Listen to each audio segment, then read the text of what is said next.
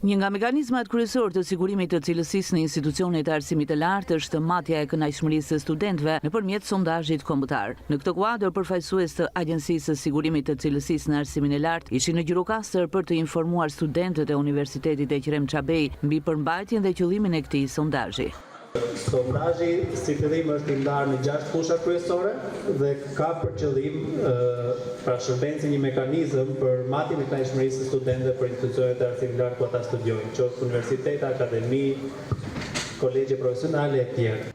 Të dhënat e nxjerra nga ky sondazh do të shërbejnë për marrjen e vendimeve të rëndësishme në hartimin e politikave shtetërore në fushën e arsimit të lartë dhe kërkimit shkencor me qëllim përmirësimin e mëtejshëm të cilësisë në arsimin e lartë. I gjithë qëllimi është mbledhja e informacionit mbi kënaqësmërinë e studentit mbi programin studimi dhe mbi institucionin në tërësi nga pikpamja e tyre.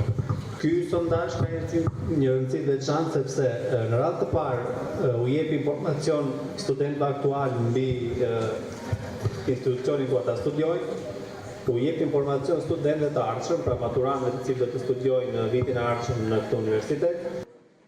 Pyetësori do të zhvillohet online nëpërmjet platformës që disponohet për këtë qëllim. Ai mund të plotësohet në çdo kohë dhe nga çdo ambient, si dhe nga aparatet celular, ashtu edhe nga sallat e kompjuterave të vënë në dispozicion nga institucioni, duke nisur që nga 21 prilli për një periudhë afro një mujore.